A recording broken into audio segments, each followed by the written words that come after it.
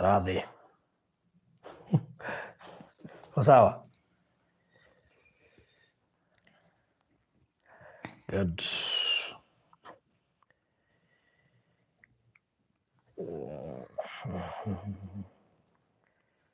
Nyanyu Kamotho.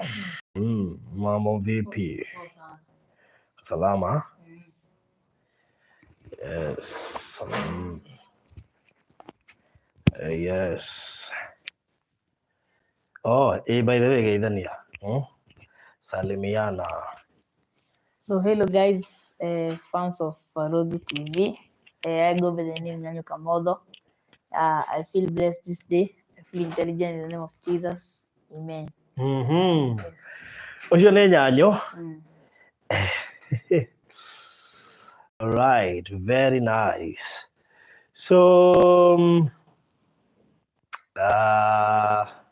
Mam, karibu sana. Karibu sana.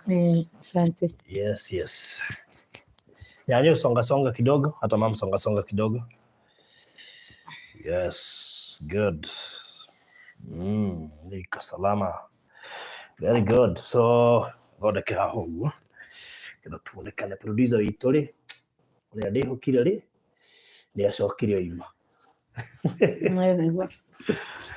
So, we are good now. Yes, how are you? Me, I'm fine.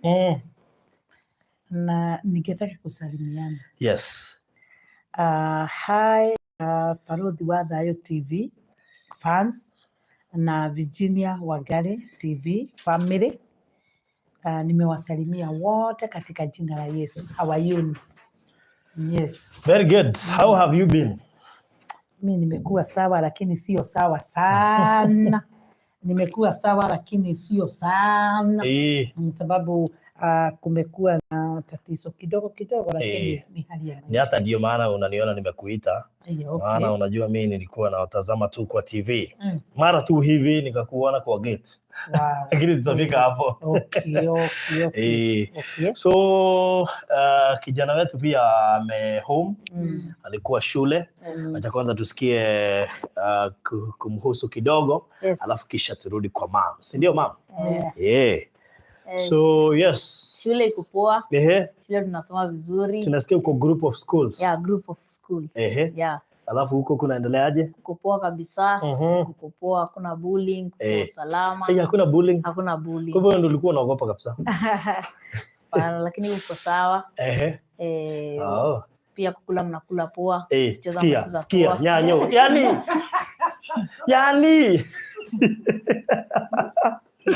Lakini ni vizuri, unajua kuna time huko unakula poa. Ni vizuri by the way usisahau ndio hiyo. Yes. Leo umenikumbusha tu mimi, yani singefikiria ningewahi fika mahali kama hapa. Ati mimi nasomea one of the expensive schools in Kenya. So mimi nakumbuka tu tangu tu niende tu jela. Ezini masomo imekuwa ikienda hapa na hapa. So hadi grade. Jela? Yeah. Nilienda jela cause of niliekelewa nimepoison mtoto wa Thuita Nyambura. Serious? Yeah. Mimi sijui. Niliekelewa nimepoison mtoto wake. So hiyo kesi ikaenda in court.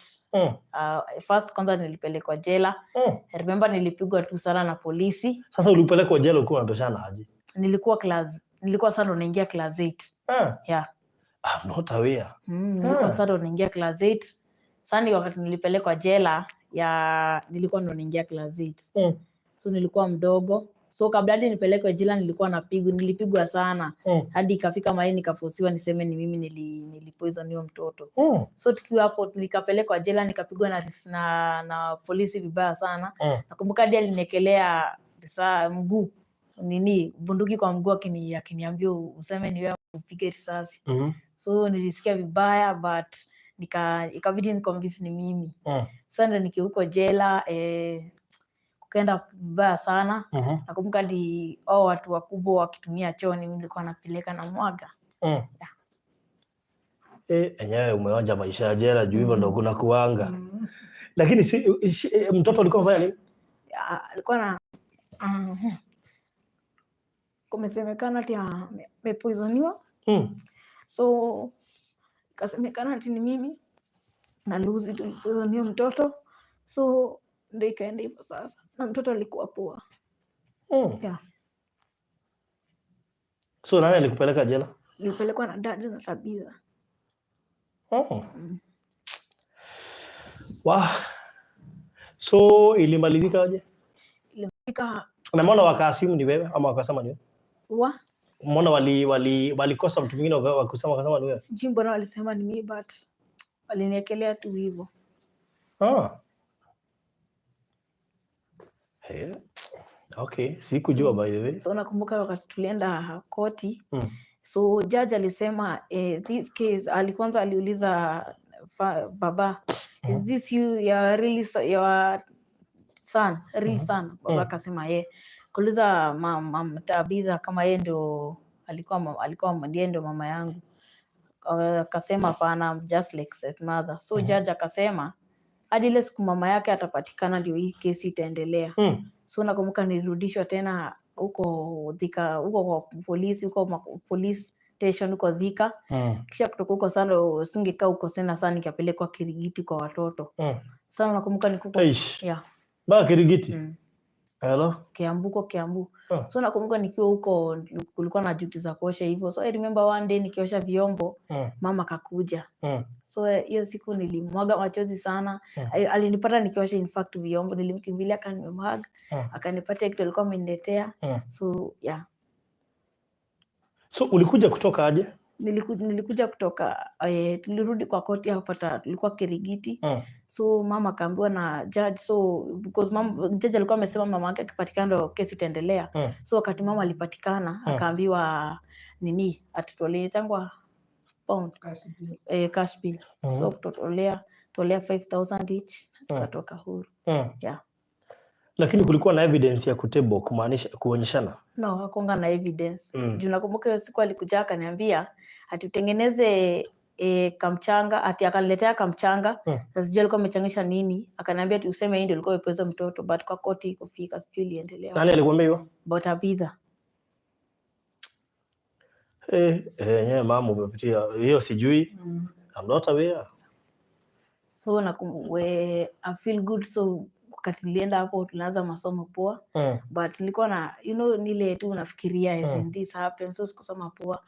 But now I'm good. I want to thank mama nijui. Amenilipia shule. Mama Koi, God bless you. Mama nijui akedi ananiona tu online tu, alinionea online tu, akaamua tu kunishikilia. Yani sasa nasoma tu poa, nasoma shule poa. Yani hadi anijui mimi Ole. So when huwa mna sponsor, unajua wakati mwingine labda hamuonagi chenye mnafanya, but you see how happy he is after that sponsorship. Maana ile maisha saa hizi anakaa shuleni akicompare na venye alikuwa anaishi, very big difference. Enyewe mtazidi kubarikiwa. By the way, wacha it is not in vain. Unaona hiyo machozi inamwagika kwa sababu ya furaha. Kuna wakati ilimwagika sababu ya shida. Saa hizi inamwagika juu ya furaha. Alafu huyo mtoto kumaliza shule akuja akae nyumba yao. Imagine, just that simple.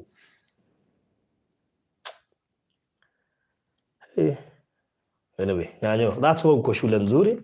Na enyewe Mungu ni wa huruma. Mungu ni wa huruma ikiwa ni wewe saa hizi uko group of school by the way. So wakati walikuwa wanakufanyia haya yote hawakujua. Because I'm expecting by the time unamaliza hiyo shule utakuwa mtu mkubwa. Most of those schools huwezi enda kusoma utoke hivyo. Huyu mama atakupeleka ng'ambo huyu. Huyu unaona hapa. Most of those schools huwezi toka uende tu mahali ovyo ovyo. Ungetaka kuwa nini kuwa mkubwa? Electrical engineer. Electrical engineer. Yeah. Wow, that's so nice. And I know your dream is valid. Na itatimia. So wasamehe tu venye walikufanyia. Mimi niliwasamehe. I said niliwasamehe kabisa, niliachia tu Mungu na niendelea na maisha yangu. Na focus na soma. So hizo vitu zote niliambiwa na mama, niziweke tu nyuma, ni focus na masomo na Mungu. So after hiyo fracas yote na kurudi nyumbani walisemaje after kuachiliwa? After kuachiliwa. Wao wenyewe ndio walikuwa wamekushtaki. Walisemaje? Wakati walirudi kwa wao. Wakati si alikuwa anakuja home. Yote bidha. So after kuachiliwa ulirudi home na ulimpata? Sikurudi home wakati niliachiliwa, nilikuja sasa kwa mama sasa. Tulienda na mama. Wakati huo ndio ulichomoka? Nilichomoka. Yaani mam ilifika hiyo kiwango. Unajua wakati by the time watoto waliwekwa kule cell, nilikuwa hapa Zimmerman. By the time nilikuwa Zimmerman. Na bado nilikuwa tu Mokorino. By that time nilikuwa nauza uji. Na sikuwa na simu. Kwa hivyo siku moja mvua ya El Nino wakati ilikuwa nikiwa tu by that time ndio nilikuwa nakaa kwa my son. Ndio nilikuwa nasikia nikisema my son wako kwa kitanda na wife yake na mimi nimko hapo na Joy. Tukiwa na Joy hapo chini. Alikuwa kadogo. Ndio tukatafutwa na kijana mmoja wa rafiki ya Davis. Akasema kuna simu imekuja na Davis anaitwa kwa skuli ya Rusi. Pale alikuwa college. Mimi nikadhani sababu nilikuwa nimetuma once Davis aende akatafute Rusi. Nikadhani ni sababu hiyo pengine Rusi ameitikia. Lakini Davis kufika pale ndio Davis alienda akaambiwa kuna kijana mmoja wenu na Rusi wako ndani. Kwa hivyo enda uambie mam hadi Rusi. Hadi Rusi. Alikuwa amefungwa? Alikuwa amefungwa. Wako ndani. Alikuwa fanya nini? Ndio walikuwa wamesemekana wameroga mtoto wa Tabitha. Sasa mimi Davis kukuja Davis unajua kuna watu kukisemekana kuna incident ama kitu baya kuna watu sio wa kutumwa sababu my son is one of them. Sababu nimemtuma aende akakuja na information ilikuwa msaada nikamwambia mimi siwezi kosa kuenda kanisa wewe enda. Wakati alienda akaambiwa hivyo alinipata nishatoka kanisa nimelala hapo sasa nimeshana kumenyesha sana. Davis alikuja akaniambia kuingia tu na mimi nimefurahia niambie. Aliniambia mam usigoje Rusi akupigie simu tena. Na unajua hakuwa ananipigia. Sasa ameniambia usigoje Rusi akupigie simu tena. Na kijana mwingine unajua Davis ni sahihi anaenda akijua watoto wao kwa sababu alikuwaga boarding wakati amekuja ndio wajuane na watoto ndio amefukuzwa kwa hivyo na kijana mmoja akaniambia na kijana mmoja nikashini nikasema hakuwa anawajua nikashini nikasikia sasa watoto wamefukuzwa. Ngoja amekwambia Lucy na kijana mmoja hakuwa anajua nani hakuwa na majina ndio ilikuwa namshanganya. Sasa kwa hivyo nilikaa chini nikawauliza wamewaua. Hiyo ndio ilikuwa. Wamewaua? Hapana. Ni nini? Wako cell. Sasa unaona hapa sasa kutoka hapo si ndio nimetafuta vile nitaenda kutafuta hawa. Ndio nikaenda pale ndio nikaulizia ndio nikaambiwa ni nyanyo. Sasa nilikuwa na fear hawa watoto wakiniona walikuwa wanatoroka. They were brainwashed. Mimi I'm not the mother. Kwa hivyo mtoto wakiniona hata kuniconfront aniite kitu yoyote akeniita sababu hivyo ndio walikuwa wamefunzwa. Sasa nilikuwa nikijiuliza nikienda kutafuta huyu na Lucy wataniitikia kama mama yao lakini mimi tu nikaenda na unyonge wangu. Lakini I was shocked kuona Nyawira wakati aliniona vile alilia. Najua ni kwa tushimo tena. Unamchungulia hivi kwa cell? Hata nguvu ya kuangalia ilikuwa imeisha. Na by that time ndio nasikiaga Lucy aliniona hakuwa analia vile amekaa bila kuniona. Alikuwa ananiangalia vile nimeisha. Anashindwa gai huyu ni mama. Ni ile picha nawekaga unaniuliza kwani nilikuwa So is it before hii kisanga mlifanya na Lucy hapa kwa gate ile ilichukuliwa na TV? Ni before ama ni after? Ni after. Ni after. Ni after. Ndio Lucy akuje. So that was 2017. 2017. So amekuona akashinda ni mamangu kweli? Mama amezeeka, mama ameisha.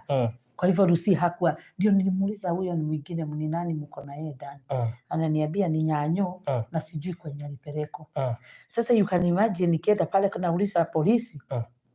Huyo mwingine naambiwa ni Kirigiti. Sijaisikia Kirigiti. Na wauliza na ukubuke nimeshanganyikiwa na watoto wangu wako ndani. Sasa nimeshanganyikiwa. Namuuliza Kirigiti ni saidi gani? Ni wapi? Ni Nairobi, ni wapi? Ni Murang'a, ni wapi? Naambiwa ni Kiambu. Najaribu unajua sasa umeshanganyikiwa, najaribu kufikiria Kiambu ni wapi? Sijaijua hata gari za Kiambu.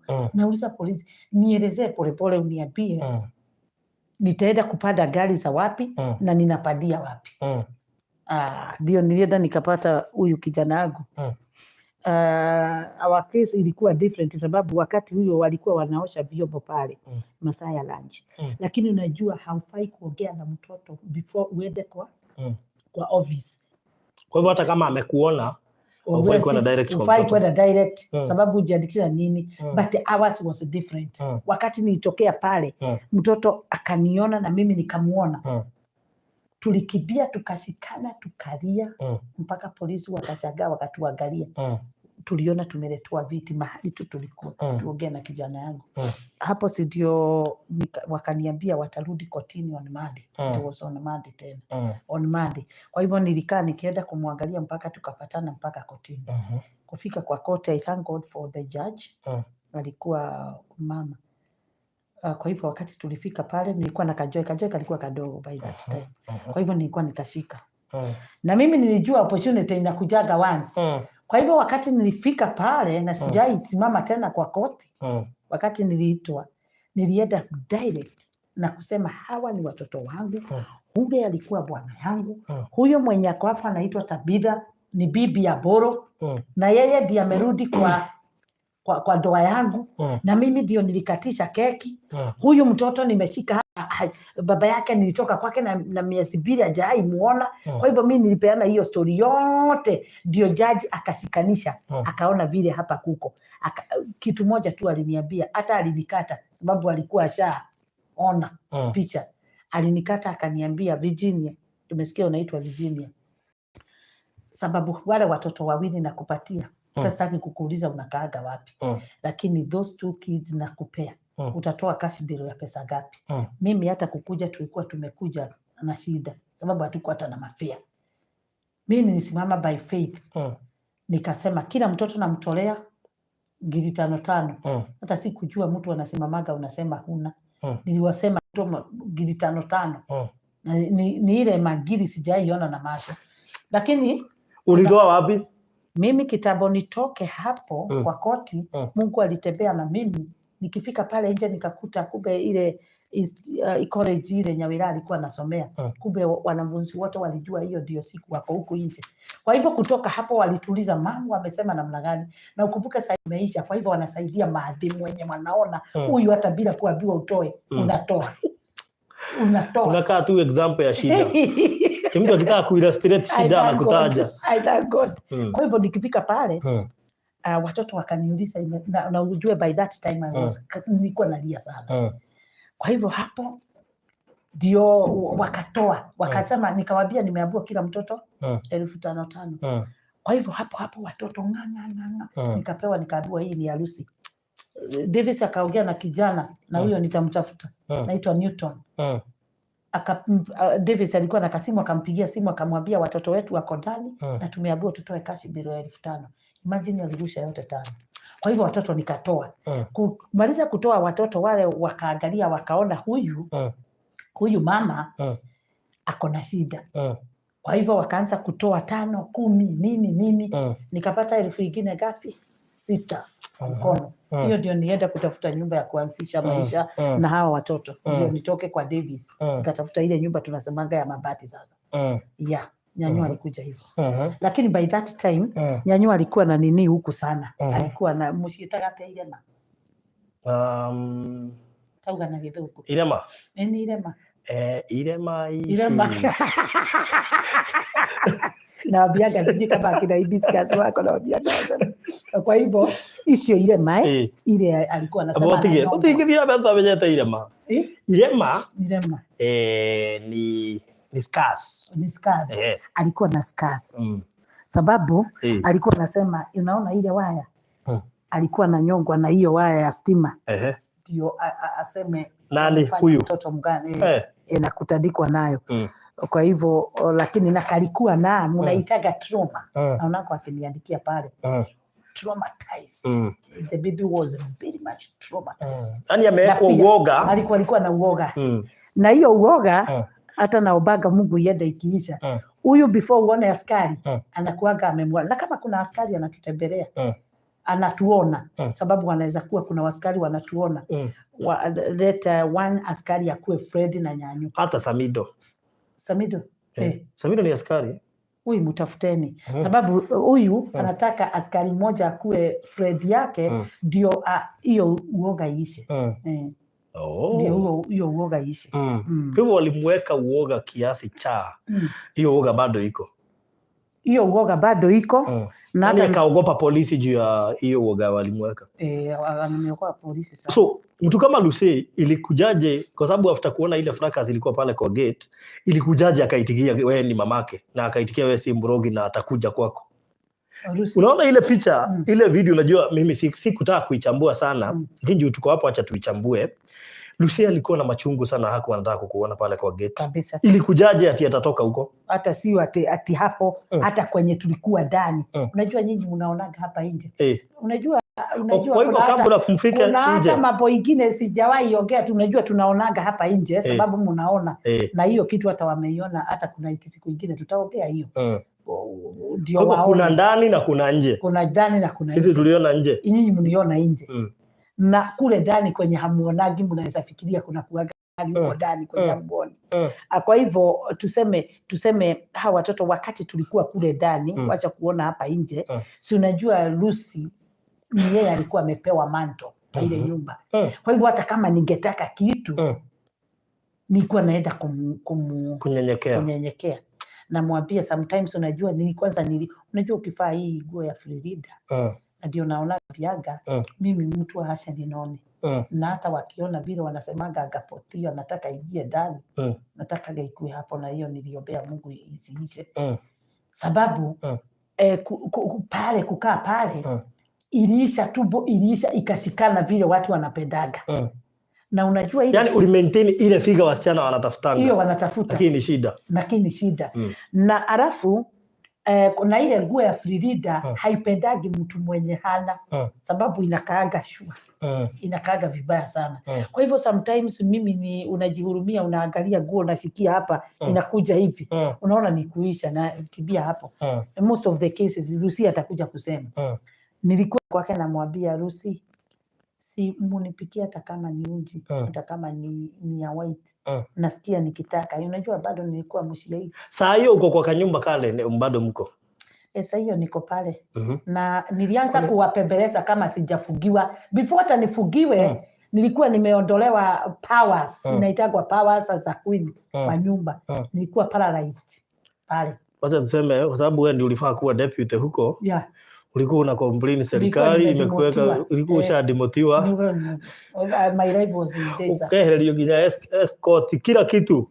Karibu hata unyang'anywe ofisi yako. Kwa hivyo nilikuwa kwa hivyo nilikuwa pale ofisi hata iko na. You were deputy without powers. Wewe na Ruto mnapelekana. Okay, wacha tucheke tu wakati mwingine tukilia kwa sababu it is past, we are talking of past.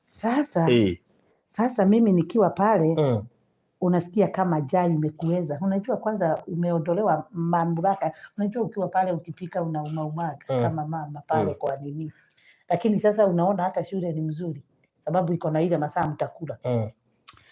Kwa hivyo sometimes unasikia umefinyika na jana unajua nilikuwa mshia ile. Natajaribu utatafuta Lucy. Namwambia simunipikie. Yani unyanyanyaswa na wewe ni mjamzito. Na mimi niko na katoto kadogo. Kwa hivyo ulikuwa ushapoa katoto lakini kadogo. Kwa hivyo Lucy walikuwa wameambiwa nikihitaji anything nisipewe. Sasa nikienda kwa Lucy na yeye ananirusha kwa mzee. Nikirushwa kwa mzee ni yule mwingine. Kwa hivyo pawa zako zilichukuliwa zikapatiwa Lucy. Zikapewa Lucy. Na sasa nikienda kwa Lucy ndio ni mnyenyekee naye ananirusha pale. Na pale nayo ni moto. Ni mwenye hataki kukuona. Anakurushia jisho hivyo hata kama uko na njaa unasema afadhali tulie.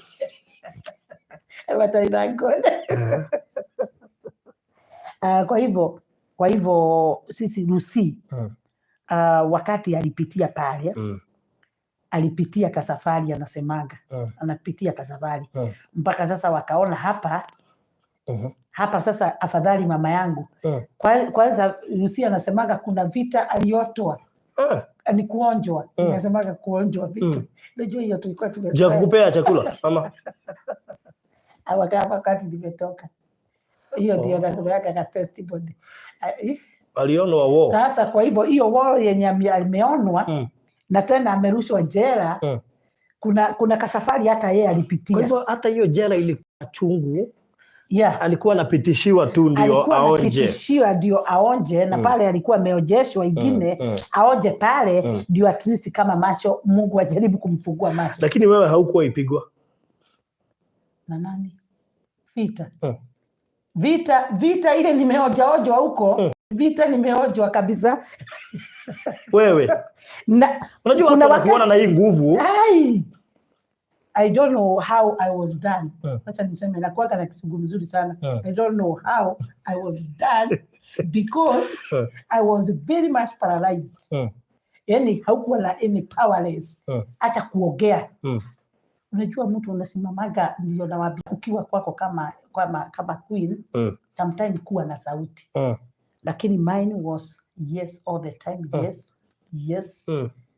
Unaniuliza ati sijaojwa vita na nilikuwa nawaonyesha huku. Ni vile sasa nimenyoroka sababu nimefanywa massage. Kwa hivyo vita wewe umeonja vizuri. Vita nimeonja vizuri. Okay, ni nini unaweza sema ilikuwa inafanyika kwa hiyo nyumba wakati ulikuwa ama nini unaweza sema ulifanywa ukafurahia? Ili unaweza unajua tumezaa wakati wa kuzaa hiyo na furaha hiyo ndio tufurahi naweza isema. Ukiona watoto hiyo ndio unaweza sema. Hizo vitu zingine zote ni negative. Unaenda unakuta wacha tuseme tu ya mtoto sababu maybe kuna mambo nilikuwa naona kama ni positive lakini wakati sasa nimetoka vile unasemaga sioni marudurudu yana dim naona vizuri ndio naona kweli nilikaa maisha ya usrefu. Kwa hivyo kuna more advantages nilitekiwa pale because ya kutojua. Kwa hivyo siwezi sema ati kulikuwa na nini. Advantage ndio nilitekiwa ya kukosa kujua mambo. Kwa hivyo hiyo maisha yangu yote ya kukaa kwa doa sijui kama hata niliwaambia jana tukienda kwa auntie. Niliwaambia mimi sasa nataka kufungua page nyingine. Mi hata nisahau kama nilioleka na wanisamehee. Mi nataka kurudi. Nikawaambia mi nataka kurudi shule sasa. Niseme ni kama nimeanza maisha fresh. Sababu hata sikuangalia mtihani. Tuende tuangalie na wao. Mimi nianze sababu niliona ile maisha nilikaa. Sitaki kurudia tena sababu hiyo maisha ya hiyo kihiko. Hiyo harusi yangu yote. Na hii mateso yote nikuulize, unajua kuna ile mateso unaweza pewa. Ujuange na teso kwa sababu ya hiki na hiki. Ulijua kwa nini ulikuwa unateswa? Do you have an idea wa clue ya kwa nini uliteswa hivyo vyote? Kwa sababu mtu anakuambia na kupiganga ama na kutesanga kwa sababu ya hii. Mimi nafikiriaga pengine hata kuoleka kule, pengine si kuoleka sababu alinipenda vile unaonaga msichana unampenda sana. Pengine nilikuwa, let me say because I'm naturally beautiful. Mimi najua hivyo. Mimi najijuaga na nitabuaga. Maybe alikuwa amefurahia pale aliona kasichana karebo. Najua nilikuwa nimetoka shule. Si unaangalia tule tunatoka tu form 4 miji. By that time unakaangalia unaona vile kako. Pengine nikaoleka pale sababu ya hiyo kuona. Sasa unajua ni KDF. Tukiwa classify na gari zenye ziko sasa tuko KDF. Sasa kwa hivyo sasa sasa tunaitwa KDF. Sasa si unaona hiyo KDF sasa. Maybe lakini kuingia pale pengine akaona vile alikuwa anataka sababu nikijaribu kuangalia hiyo maisha yangu asubuhi tulikuwa tunachambua hata vile nilijaribu kufanya hata kazi vile mambo kama hayo. Kwa hivyo niliona kama nilioleka pale pengine akaona kama amejiegeshile lakini akachidwa na kujitoa pale. Kwa hivyo siwezi sema ati nikwambie siku fulani akakuja akaniambia twende out. Sasa hivi nilikuwa Mombasa for good days. Na sio pale hatukukosa pesa. Tulikuwa well up na pesa. Huko ienda out? Sikuwa ienda out. 20 years. Siku yenye tulienda tukakaa chini mahali tukakula nyama. Hiyo nyama by that time ilikuwa ni kama nusu, sababu sasa nimejua nusu inakuwaga aje ya tulikula siku yenye tulikuwa tumeenda kuangalia father-in-law akiwa amelazwa hospitali nyenye. Tukasikia hako. Tukaenda tukafika tukaambiwa masaa bado ijafanya nini? Tukingojea masaa ndio tulienda mahali tukakula. Lakini vile watu wanatokaga sasa unaambia mtu wako sasa tuende tukae mahali tukunywe tukule. Mtu asimame tu amesema alinipeleka. Kwa hivyo safari ya Mombasa is a grand opportunity. Sijaiona hivyo. Sijaiona hivyo. Na ile breakfast ilikuwa inaandaliwa pale. Mungu anisaidia nipeleke yule wangu. Hebu mpeleke. Asiwahi toa testimony aseme haki siko impeleka hata mara moja. Hebu mpeleke sababu nakwambia. Unajua kuna mtu alinitia holiday. Ukiangalia ile video tumefanya juzi pale kwa site, kuna mtu ameandika hapo. Nimekuandikia namba yangu hapo, kwa hivyo hiyo holiday. Na alisema atalipa SGR to and from, kwanza first class, tukae whole week. Farudi nakwambia wewe. Farudi nakwambia weda sababu mimi nilienda nikasikia vile mtu nikalala room nikalala room. Ati mtu anasema hata ati KAMOTHO alisema yeye hajawahi kuwa bishop. Akijiji wacheni uchokozi.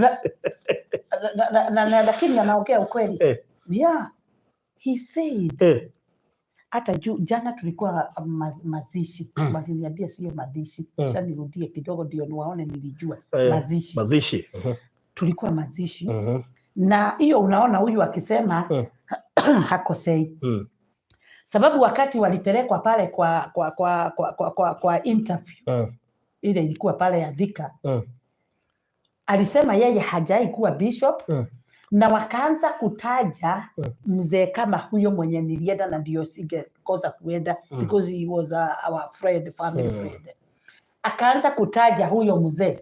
Hata ni vile huyo mzee ni watu watakagi mambo mingi. Akamtaja akisema ati walikuwa wanakunywa na yeye pombe. Okay. Unaona?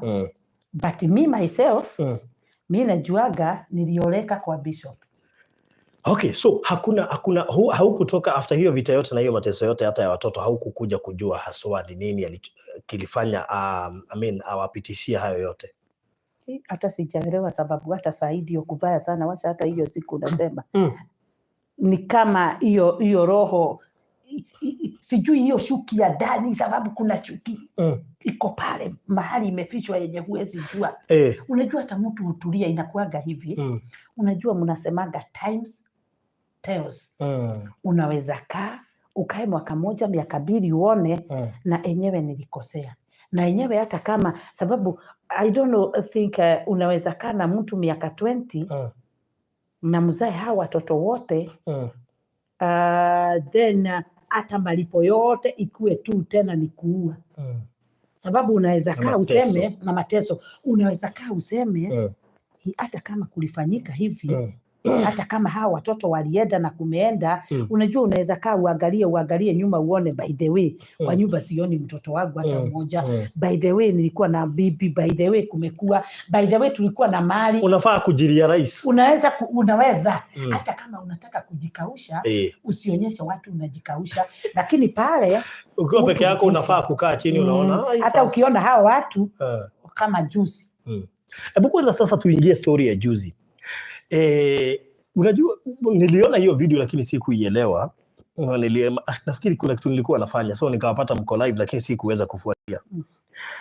What about Thuita? Huyu Thuita anakuuma sana ama kunaendeleaje? Acha nikwambie. Thuita ni second born.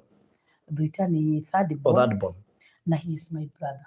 Kwa hivyo he is like my father. Amenemiwa after your brother. After my brother. Na he is like sasa my father. Huyu brother tunakuwa naye. Huyu Thuita huyu. Huyo tu. Okay. Na kwa hivyo ni Thuita. I don't know, mimi naonaga kama kuna kitu moja watoto wangu wanakuaga wameingia kwa damu. Ile unasikiaga mtoto wako maana nilitaka kujua ile uchungu ulionekana ukiwa nao. Si kutaka kukukemea, lakini nilitaka kukusikiza. Maana uchungu wa mtoto aujuae mzazi, na sana sana mzazi mwanamke. Do you know, by the way, most of men, they don't care. So watoto wengi sana sana, ifacha hata mama ukienda uache watoto, kwangi na amani. Kuna ile bonding, that's unasikia lugha ya mama, mtoto anaongea lugha ya mama. Kwa hivyo kuna ile bonding inakuanga strong sana kwa mama ya mtoto, hata aende awache hana amani. Hata itabidi akuje wachukue ndio apate amani. And I think that's why hata kwa Kikuyu unapata watu wengi wanaendana na watoto badala ya kuwaacha. Juu hiyo bond itakuja ilete shida. Acha nikwambie kitu moja Faruti. Unajua kuna watu wanajiulizaga, huyu mama aliweza kuvumilia miaka 5 bila hao watoto. Unaona? How comes wakati ameanza kupokea wale watoto ndio damu sasa inaonekana imeshemuka vibaya. Unaona?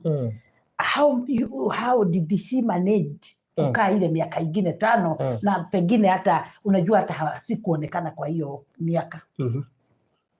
Farudi, wakati nilitoka pale kwa mzee, wakati nilitoka nikaona sasa nimeenda na nimejaribu kutafuta watoto wangu nimewakosa. I felt very painful prayer. Nilienda na uchungu mkali sana kwa Mungu. Na nikatoa machozi kali sana nikijaribu kurelease wale watoto. It was a prayer that was very painful. Nilienda mbele yake Mungu na nikalia machozi nikamwambia, from now I surrender those children unto you. Nakupatia hawa watoto. Na nikamwambia hiyo upendo, napenda hawa watoto wangu. Shukrani. Na nilitoka nikiwa very disappointed, very discouraged, very broken, wakati niliona nimepea Mungu sawa wale watoto wote. Lakini nikimalizia pale nikamwambia, until ile siku utajua utanipatia hawa watoto, uniregeshe ile upendo. Kwa hivyo nikarelease. Kwa hivyo wakati nilirelease ndio nilipata amani na nikaona sasa narara na nikaanza kusahau wale watoto. Until when wakati Mungu alianza sasa kufungua ile njia ya kupokea wale watoto, do you know ile ushugu tena ilirudi sasa ya watoto, ile ya watoto. Ni kama Mungu alirudisha ile sasa tuliambiana vile tuliambiana. Kwa hivyo the moment nilipokea hawa watoto sasa singeweza kutulia. Na saa hii maybe sijui kama nitarudi tu pale nilikuwa. Sababu from that time upendo ule tena ukarudi tena. Nikaanza kuangalia watoto wangu, nikaanza kuwapenda kuliko mbele. Kwa hivyo Thuita nimekaa kwa muda bila kumuona. From the time ulituona pale kwa gate nikiendea certificate za watoto. The time alitoka pale. Nimekaa sana simuagi. Na Thuita sisikiagi mambo yake. Najaribiaga kuuliza watu huko mnamuonanga haonekani mahali. Until one of my fan akawa amemuona. Akaandika pale akasema, Virginia, try your level best. Ujaribu kufikia yule kijana. Akaweka emoji akasema, until now nalia vile niliona huyo mtoto. Juzi tu akakuandikia hivyo. Unajua nilishindwa uliamua aje kwenda. No, sasa kama mama na kama mtu akikwambia hujaiona mtoto wako, sasa hujui kama ni nini aliona. Mtoto wako ni mgonjwa, mtoto amefinyika, na ile story unapeagwa hapa na watoto. Si unajua naliganisha na vile wananiambia. Then mtu mwingine amemuona. So sikulala na amani. Na nikiuliza Mungu, kwani mtoto wangu amefanya nini? Kai, mtoto wangu ataiisha nikimwangalia tu hivi. Nitafanya namna gani? So I decided hata kama hatutaenda na yeye nifike pale kwa gate. Sababu najua atatoka macho yangu imuone. Nimuone na macho yangu ndio at least nione hiyo condition ya mtoto ni nini mbaya. So nika decide tukienda kanisa on Sunday naendaga very early. Natokaga pale 6 ndio at least naendaga hapa Nairobi ikifika 1:30 niingie niwe nimefika. So I decided to pass there. Ndio nimuone na at least pengine aitikie kama moyo na tufanye nini tuendeshane kanisa. So that was my idea. Lakini sasa kufika pale ni kama they knew na ni kama mzee alikuwa na jua sababu hata vile alitoka sijui kama kwanza alituangalilia upstairs akatuona. Kwa hivyo vile alitoka hata kumwangalia hivyo alikuwa anakaa vita. Alikuwa kaa vita. Na sasa hiyo inakuaga mzuri, hata hiyo inanifurahishaga ndio wakati nakuja hapa watu wasiseme unaonea mtu. Nataka sasa waangalie ile vile waliona na vile wameona tukiwa nje. Kwa hivyo wewe after kuambiwa kuhusu mtoto ukiwa live ukafuatilia na ukaona lazima ujipeleke. Hata kama hutatoka na Thuita umuone tu. Ndio hakikishe hana shida. Ni hakikishe hana shida. Yes, that wakati nienda aitoka ameuliza unataka nini? Nikamwambia tunataka nimekujia Thuita. Hapo ndio ukiangalia hiyo nini kila urudishe kidogo alisikia mtoto hapa akamsukuma hivi. Mtoto akakuja mbele hivyo. Nani Thuita sasa? Akafukuza Thuita alikuwa hapo nyuma. Ukiangalia hiyo alisukumanisha Thuita mbele hivi akamwambia ndio huyo. Na hakuna mahali anaenda. Thuita hakuna mahali unaenda. Unaona? Sasa nikamuuliza kwani kunaenda namna gani, kwani nini? Kwa nini haendi? Kwa nini haendi? Nikataka kujua kwa nini haendi. Na tena anaambia Thuita utaenda na wao uendi. Sasa unaangalia. Na sasa inakuwa hivyo. Sasa ndio naona hapo ndio naona pale anatoa vita. Kwa hivyo kuna ile anafeed yule mtoto wedi na wao na huyu atoki hapa. Sasa ukiangalia tena unahurumia yule mtoto sababu yule mtoto wa kwanza hakumpeleka shule, si ati yako hapo akimsaidia. Huyu mtoto hakumpeleka hata secondary school. Nasemanga ubi zote niko nazo. Unaona? Kama huyo mtoto ukimwangalia hata kukula kwake si ati anakula. Nikaangalia nikiomba hata kama sitakana huyo mtoto wangu. Hata kama kuna mtu anaona tu aone what is happening to this udilo ataka. Sijui kama kuna mtu anaweza taka mtoto wake arushe mdomo kama vile mtoto wangu alikuwa anaongea. Sababu huyo mtoto anaonekana hata kisho yake. It is not well. Hata kama huyo mtoto apelekwa, mimi nasemaga hata kama apelekwa akalishwa chini na makansula na mapasta, mtoto akansoliwe. Sababu hii incident sio kitu mzuri, sio kitu yani unasikia siketaka mtoto wangu hata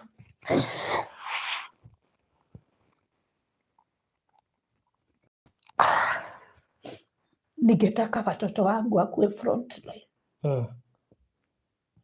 Sababu mimi nimeshekelewa sana farodhi na watu.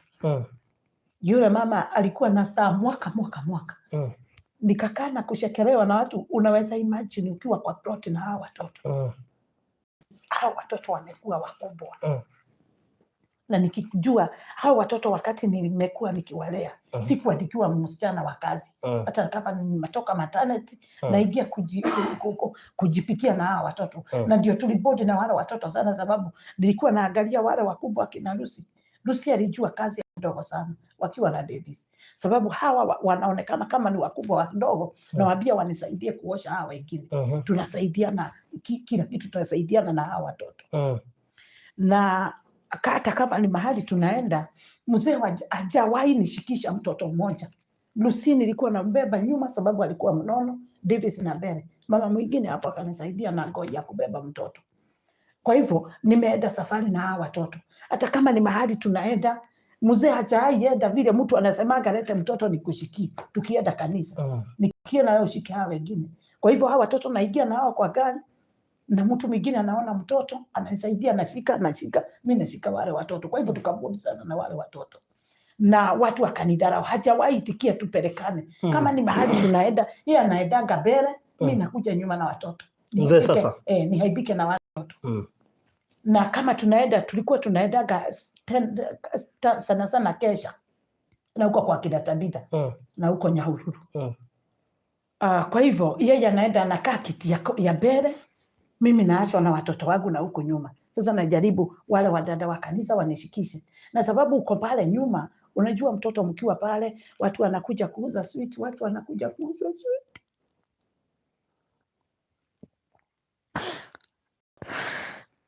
Na huna hata 10. Mimi hajai nipea pesa niweke kwa mfuko. Ati sababu tunatembea na watoto wanaweza lilia kitu niwanunulie. Kwa hivyo nikiwa huko nyuma, sweet zinakuja zikiuzwa na biscuit, mtoto ananililia mama. Pengine unaona mtu anaangalia huyu mama sababu ananunulia mtoto sweet. Kwa hivyo hata mahali tumekuwa tukienda nao, hajawahi anakaa pale mbele. Na saa zingine hata nakumbuka kuna wakati nibeba thamos tukienda huko Nyahururu kesha. Na wakati nilikuwa na thamos, kibahati baya kwa basi, tulikuwa kwa basi, mtu akagoga hiyo thamos ikapasuka. Nilitusiwa hiyo basi, watu walikuwa wananiangalia. Nilitusiwa hiyo basi, na niko na watoto wananililia, wanataka kukunywa na sina kwa kununulia. Nilitusiwa hiyo thamos, nilitusiwa mpaka tukafika kwenye tulikuwa tunaenda. Nikiambiwa na kuanga mtu mwenye ana akili, mtu ana mipango, hiyo thamos naikumbukaga vile nilitusiwa. Kwa hivyo nasikiaga ushungu. Mimi ndio najua gharama ya watoto na vile nimeteseka na vile watu wamenidharau. Mama mwenye anasaaga sana na mzee aonekani. Hata shule nilikuwa naulizwa kwani baba ya watoto ni nani, sababu kila mahali mimi ndio naenda. Kwa hivyo nasikiaga ushungu nikiona nikilibo. Hebu enda ukae na hapa reception.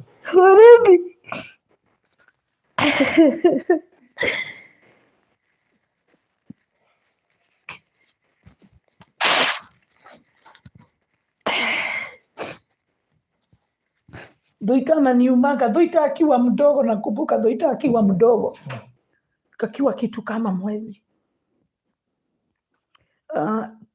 Kuna mahali tulikuwa tunaenda fellowship na hiyo tu kanisa. Sijui what happened, tukiwa tu ndani kwa fellowship. Tukiwa tu tunasikiza, kuna kitu nilisikia ni kama kitu imeniingia mwili yangu yote. Nimeshika mtoto kakiwa kadogo kama mwezi mmoja. Hao wengine nikienda nilikuwa nawaasha kwa plot, naambia mama aniangalilie ndio niende kanisa. Kwa hivyo nikasikia kitu imeniingia kwa mwili, nikajaribu kufikiria. Unasikia ni kitu siwezi niambia ni nini nilisikia.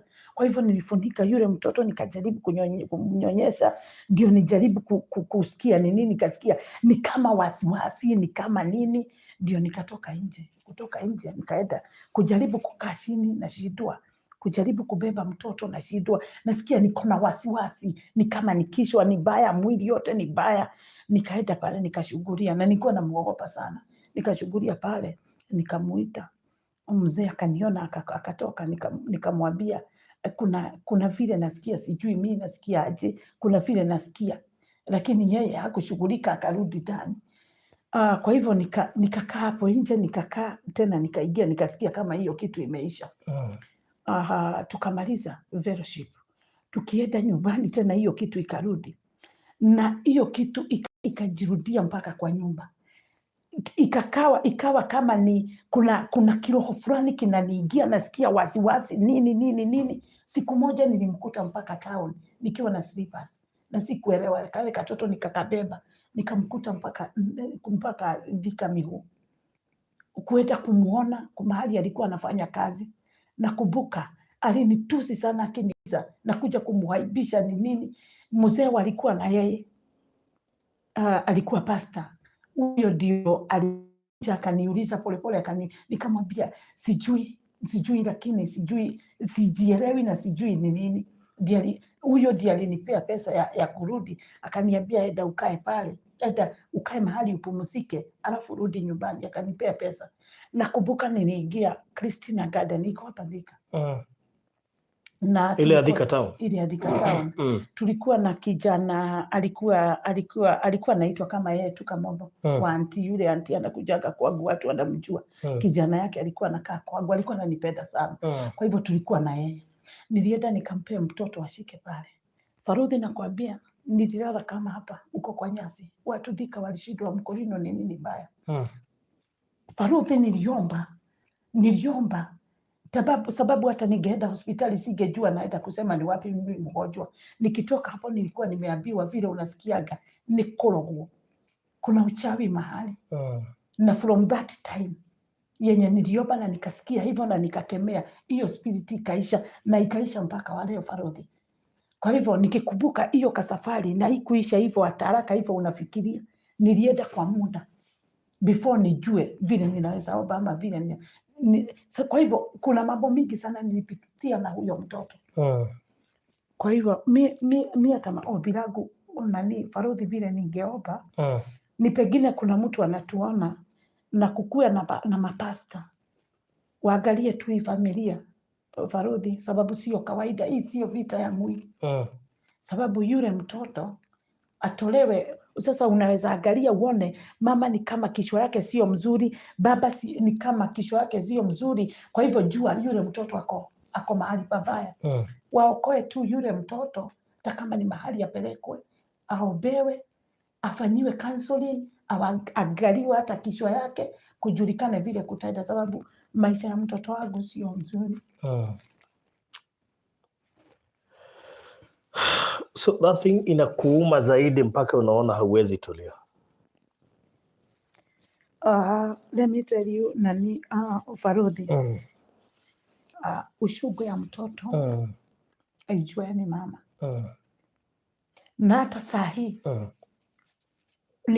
ni kama umekufiwa.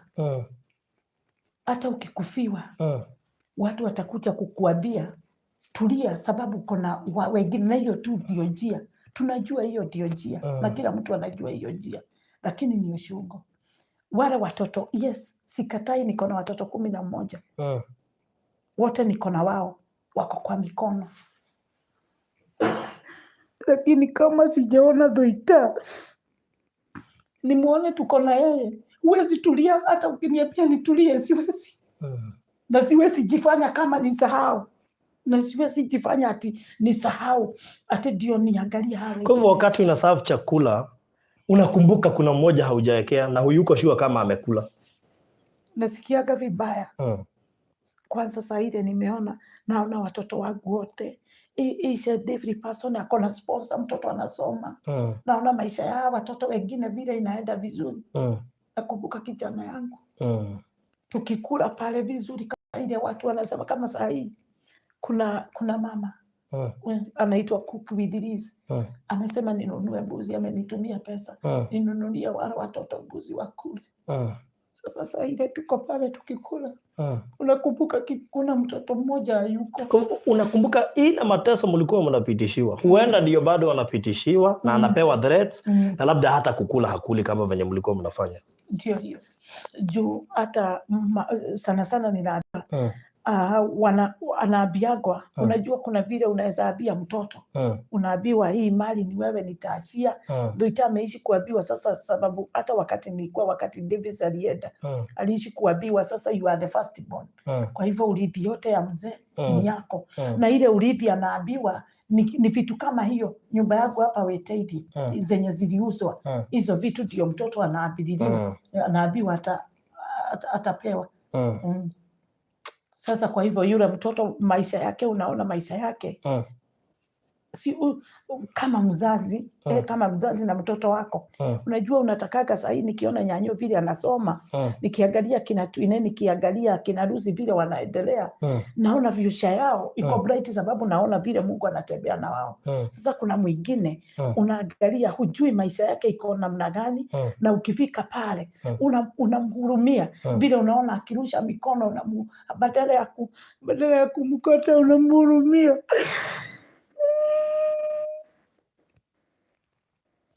unajiuliza huyu ni mtoto wangu. Sasa watoto wangu, hakuna watoto wangu wananipenda sana. Na wameishi kunipenda, na hakuna hata mtoto wangu hata mmoja amewahi nirushia mkono ama mdomo. Until wakati Tabitha, wacha nikuambia, hii machozi tunaliaga, aliingia pale kila kitu ikaharibika. Especially maisha ya watoto wangu. Kama ni masomo,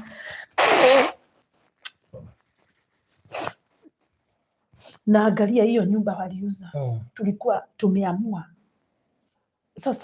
tumeamua hiyo ndio itasomesha watoto. And I thank God sababu vision ya watoto ijaisha.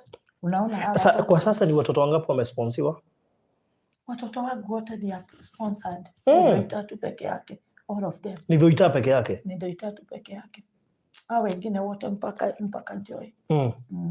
They are sponsored. Hadi Joy kale kadogo? Hata hako kadogo. Wow. Ni Thuita tu, na ndio ninaomba mimi hata ombi langu nikisikia huyo mtoto at least hayuko mahali anafika mazuri, nitatulia. Kwa hivyo uoga wako ni vile bwanako unaweza kuwa ukililia watoto, unaweza kuwa ukililia mambo then all of a sudden, na God forbid, kitu itokeze. Ndio nasikia watu wakisema we are doing investigation. Katika jina la Yesu. Sababu najua kuna incidents mingi sana nimesikia. Hiyo ndio uoga yangu. Sababu kuna wakati inafikaga mambo inaharibika na unaona baba na watoto. Oi guy.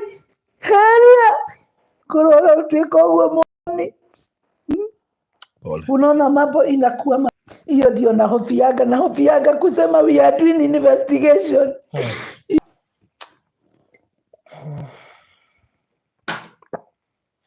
Kama kuna watu wa Mungu mahali. Sisemi ni kuna watu wa Mungu mahali. Waangalie waone kweli hii familia. Ile mambo iko na hii familia sio ya kawaida. Hawa watoto wote 12. Kukue watu wanawaita wote 12. Hawa watoto wafanye counseling. Na kila mtoto wajue huyu ni brother yako. Na hawa watoto wangu hata wajui kusema brother ya mtu ni kusema namna gani. Sababu tukiangalia hata kama wale watoto nilipewa, we need a seminar. Ndio wale watoto wajulishwe this is your real mother. Na waambiwe mother ni kusema namna gani. Sababu hawa watoto wamepitia mikononi mwa mama wengi sana. Na sasa kwa hivyo wale watoto wanaweza changanyikiwa, na sasa najuaga na ninaangaliaga. Kwa hivyo wale watoto wako ile hali ya kupima, sababu hawajajua kabisa kama walifika. Sababu unaonaga wanafohofiaga na unaona kama ni akina Kani, akina Ejomalia. Unasikiaga kila siku, unaweza sikia watoto. Nikienda hapo nikiwa nimekaa tu nimerelax, unasikia mtoto anakuambia mimi natakaga kukaaga huko kwenu. Mimi sitaki kuenda, natakaga kukaa huko kwenu. Kwa hivyo unaona yule mtoto hajawahi jua kabisa amefika. Na ndio those kids, they need some people with the spirit of God. Waambie this is your brother. Na brother nisema namna gani? Wajue sio kukuja, walikuja wakakuta Davis, sababu akina Maria, akina Kani wakati walikuja walikuwa wananiuliza kwani baba yenu halali. Sababu wanaona Davis hawajajua kama bado ni brother yao vizuri. Sababu sometimes unasikia wakibishana hapo wakisema hata Davis ni baba yetu. Kwa hivyo ndio hata Thuita akiwa hapo ajue these are the brothers. Na wajue mabrother na masister ni kusema namna gani. Sababu ndio nasemaga sometimes hata kuwe na seminars za wasasi, ndio wajulishwe. Hata kama itwa hata seminar ile tunasemaga itwe seminar ya wenye wamedivorce kama Virginia na Kamotho, let them be there. Ndio mtu ajue hata kama nyinyi mmekosana na mtakani hata kidogo, jueni hawa watoto ni nyinyi mliwaleta, na these are your own children. Na ndio ujue wewe baba, wacha kuashiria mtoto hata kama ni unga, kama sahi, kama hawa watu kutumika na Mungu. sijui kama mimi ningeweza kupea wale watoto. Wewe wasaidiange watoto? Na wangesoma. Anasaidianga yeye? Yeye aliambiwa apeanage 15,000 every 5 day. Tarehe 5. Mwezi wa kwanza silikuwa February. February alipeana ya kwanza. Hiyo mwezi ingine akapeana 8,000. Akakaa siku ingine nikaona 10,000. Amekaa siku ingine niliona 20,000. Kwa hivyo unaangalia unaona, na hakuna hata mtoto hata mmoja anajua kwenye anasomea.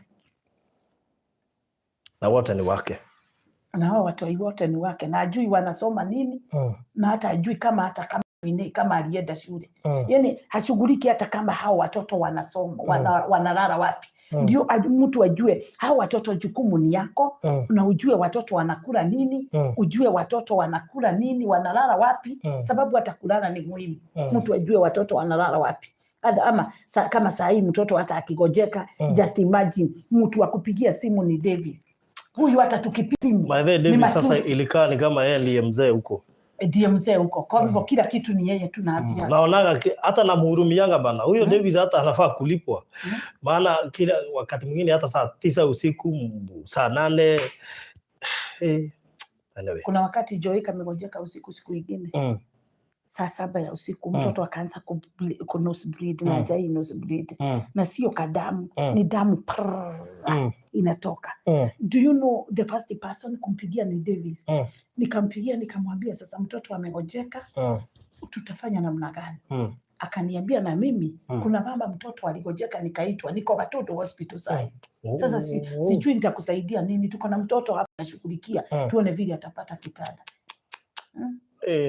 Sasa kama hata mtoto akipata shida huwezi mpigia, sababu hata akiona simu hawezi shika, na hata akishika ni kunitusi. Mimi ananijua kama prostitute, anajua kama devil worshipper.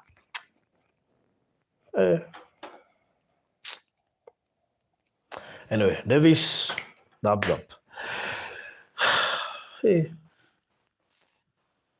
Anyway, nilitaka tuonane na wewe ndio unipe hiyo story ya Thuita. Juu sikuielewa vizuri, lakini nilijua unakuwa na machungu. So singe kujudge juu nilijua ile uchungu uko nayo. Ukikumbuka tu kae tu hivi ukumbuke. Hata unaweza enda kila siku. Hao watoto nimepita nao na hao watoto hata kama kupita nao. Hao watoto alisimama na akasema mimi nilitupa huyu mama sababu alizaa sana. Na hakuweza kujipaga kama wale wa mama wengine. Sasa hiyo uzazi wangu ndio natakaga. Sababu sio ati kusema ati Thuita ndio yeye sikumzaa. Bado ni damu yangu. Na sababu yeye aliona ashukue watoto wengine wa boro. Na hata kuna kitu moja Faruthi nilikuwa nasema.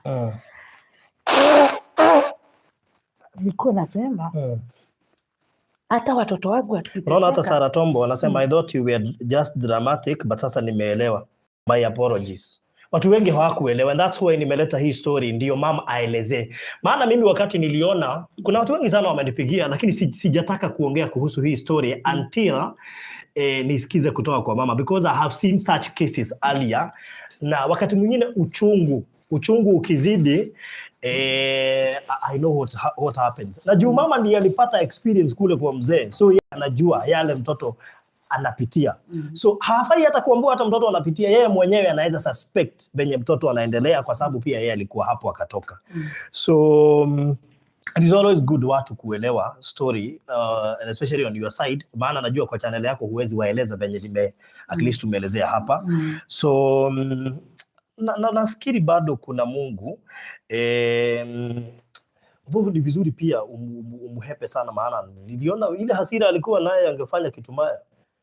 Sijui ni mawe niliona ama ni nini niliona. Hapo tuseme hata kama isipokuwa ni Mungu, tuseme isipokuwa ni Mungu. Nafikiri unafaa kukaa mbali sana na yeye, maana niliona anaweza fanya kitu mbaya. Anaweza ako na bitterness nyingine baya. Ndio ombi langu unasikia nikiomba, nikisema mimi hata siobi kitu kingine.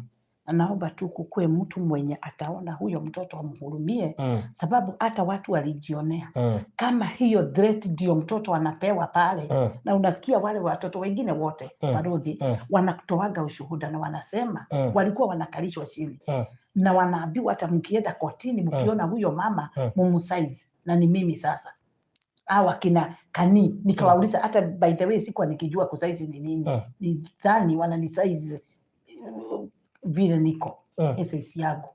Sasa nikawauliza kusize ni nini, wakanionyesha vile wanaambiwa wanisize.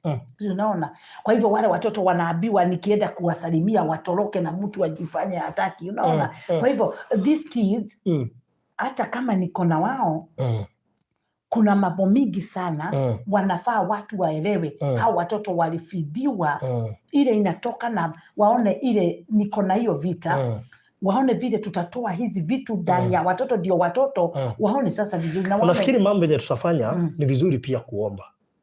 Nafikiri maombi pia itatusaidia, maana singetaka urudi huko. Kwa sababu vile niliona huyo mzee anaweza kukupangia kitu kibaya. Sisemi atakupangia, but ile hasira alikuwa nayo anaweza fanya anything. Singetaka urudi huko. Ningetaka tuombee Thuita. Maana Mungu hakuna kitu unajua Mungu ukimwambia anatenda. Kwa hivyo ni vizuri hata wanafupisha wana Farodhi TV. Sasa sisi twende kwa magoti. Tulilie Mungu. Huyo Thuita hata yeye mwenyewe unaweza pata ametoroka na kutafuta. Amen. Imagine. Through maombi peke yake inaweza mtoa huko na aje yeye mwenyewe aanze kukutafuta. It is possible with prayers. Lakini singetaka urudi huko. Kama utarudi? Hapana. Singetaka urudi huko, maana ujui chenye mzee anaweza kuwa amepanga. Labda anasema akirudi huyo tena, huyo namalizia. Sasa wacha tuanguke kwa maombi. Maombi ndio itasaidia. Maombi hata inaweza kosa, hata kunaweza kosa mtu wa kukuja kuchukua Thuita, lakini yeye mwenyewe tunaweza omba oro yogoro upate ametoka yeye mwenyewe pole pole, hata bila kusema ameenda, umpate amekuja. So it is si ati hajui kwenye unakaa, lazima anajua. Si kuna wakati tulikuwa na wewe, kuna mama alikuwa anasema Thuita anaenda kutembea huko alafu anarudi. Sasa sikundi kumaanisha Thuita anajua kwenye unaishi. Imagine tukiomba atatoka huko yeye mwenyewe ajilete hadi kwa nyumba. It is possible with God. Nafikiri what is left now, kama Mungu ametufikisha mahali tumefika saa hizi. Mungu amefanya hata mjengo unaona venye inaendelea. Saa hizi si wameendelea na kufunga. So you can imagine kama Mungu amefanya huo mjengo ufike hapo na hawa watoto wote wengine wapate sponsorship. Kuna kitu ngumu kwa Mungu kweli? Hapana. Sioni kitu ngumu kwa Mungu. Amehakikisha kila mtoto ako na sponsorship. Wengine wasomea shule zingine Moi Girls. Imagine. Huyo mwingine inaitwa Brook something. Uko Ruai. You can imagine. Nyumba ndio hiyo bado inaendelea. Na they are the same people. Nyumba bado inaendelea. So I believe with prayers nothing is impossible to God. To man it is impossible. But to God it is very much possible.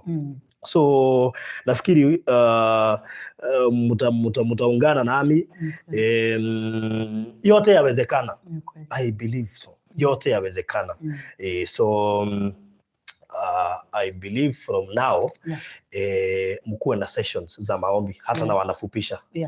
Hata ile morning glory wa dedicate wenye watafanya fasting wa fast. Unajua kuna shetani, kuna vitu zingine zinafaa hata kufastiwa.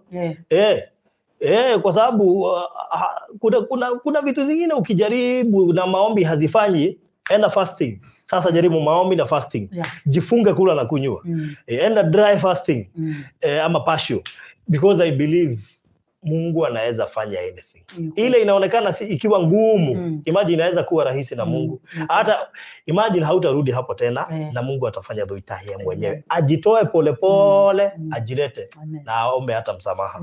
It is possible. So I believe everything is possible. Na umoja tutikomotia besha.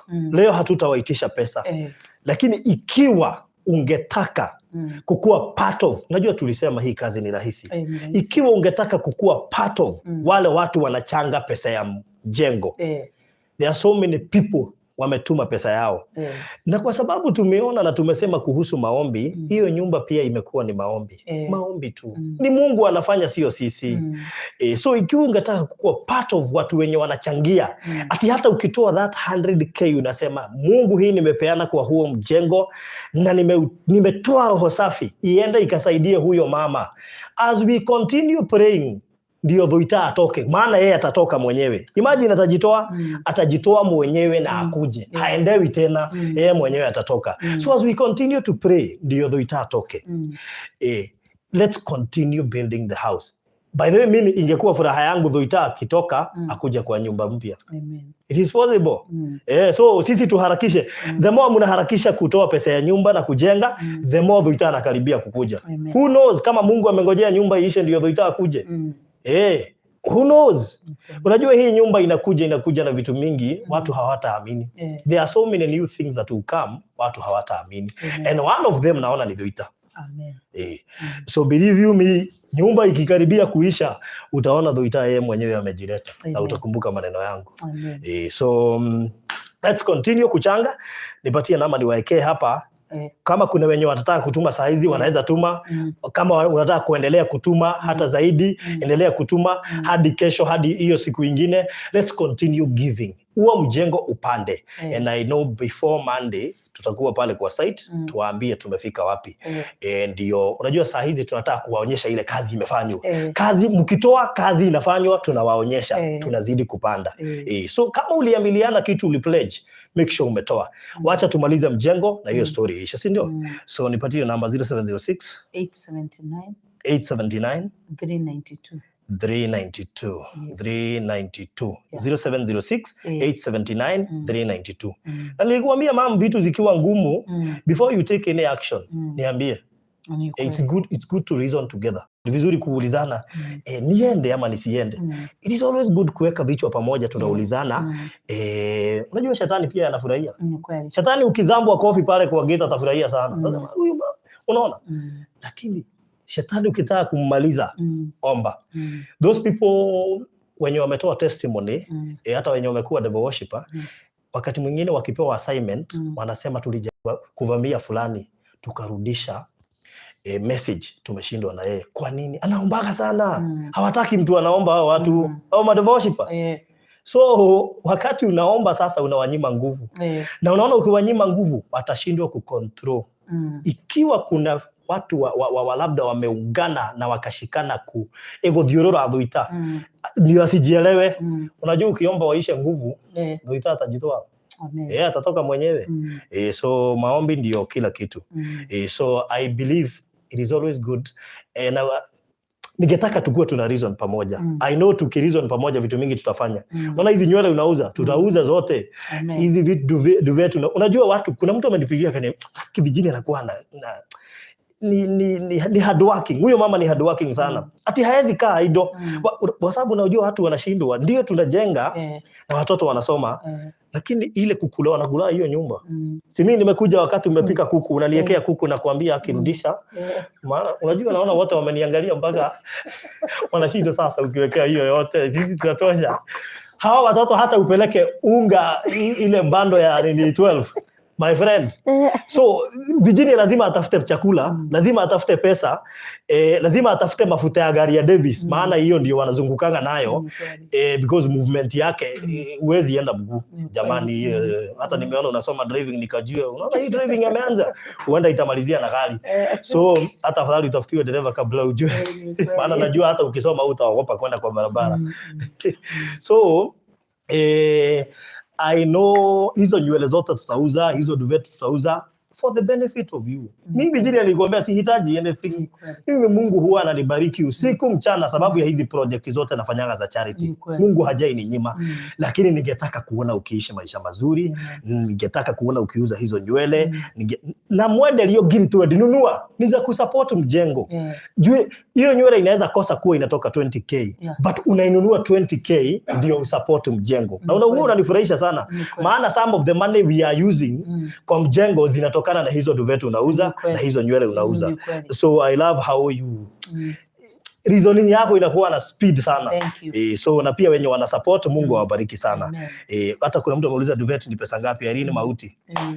Ni 15,000. 15,000. Duvet ni 15,000. Tukisupport mjengo, si ndio? 15,000. Thank you ni Morasi umejibu, Daisy Hagen umejibu. Thank you so much. Thank you. Yes. Wow, thank you. Mama V8 iko kwa njia. Unajua V8 ni nini? Tuanze hapo. Hallelujah. Tuanze hapo. Unajua V8 ni nini? Ni my dream car. Black in color. So anyway. So hebu nipatie namba yako niweke hapa. 0706 879 392. Sasa hii umebakisha nini tuuzie hapa? Sasa ona. Niko nayo. Unajua nilikuambia nitakusaidia hata kuuza. Kwa nini? Ndio umaliza mjengo. Niko na wewe tumetaka hata ile 879 392. Si ndio? 392. Niko na injection nyingine inaitwa marinate. Ni shindano, wacha niite naelewa. Ni shindano ya kumarinate nyama. Niko nayo na ni 25k. Marinate niko na 9 pieces sababu Dr. Anna alisema awekewe moja. Niko na 9 pieces. Then I have kumarinate. Kwani Kiingereza ilinipita wapi? Hiyo shindano unaweka vile kama ni roiko nini unataka kuweka kwa nyama, unaweka kwa hiyo shindano. Then kama ni kuku unaiduga ikiwa imechinjwa. Unaiduga.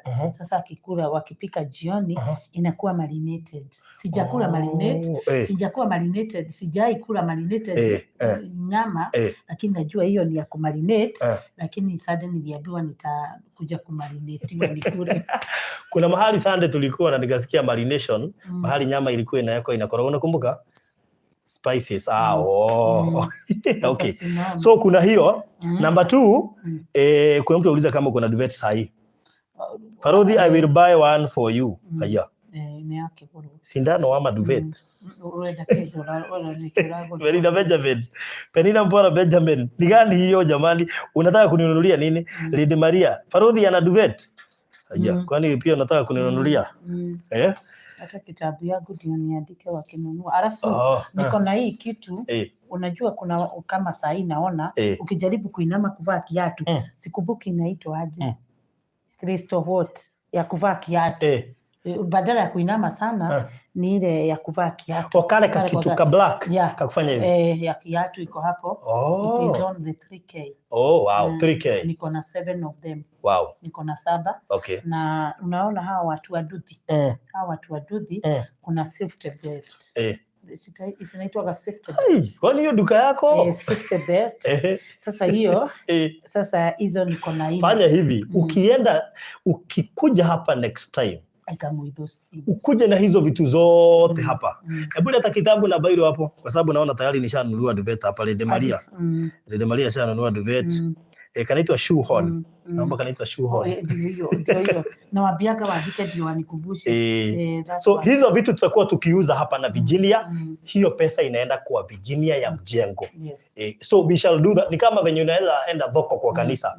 Mbuzi inanunuliwa 100k na ni mbuzi tu ndio isaidia mjengo ya kanisa. So hapa nao ndio tujenge huu mjengo, tutakuwa na vitu nyingi tu. Watu wa promote tu. Promotini roho safi ndio tuweze kujenga. Sawa. So andika huyo haraka ndio. Lady Maria, I will buy a duvet for Farodhi. Na nani amenunulia nini? Mama ni business woman. Thank you Nonita Jugush. I'm a good friend. Haya Penina Benjamin atununulia sindano moja. Umesema ni pesa ngapi? 5,000. Penina Benjamin 5k right here. Iko wapi? Ile simu tunatumia gani? Ni ama ni nini? Hiyo simu nyingine. Penina Benjamin atanunua sindano ni 5,000. Sasa niandike. Nani atanunulia shoe horn?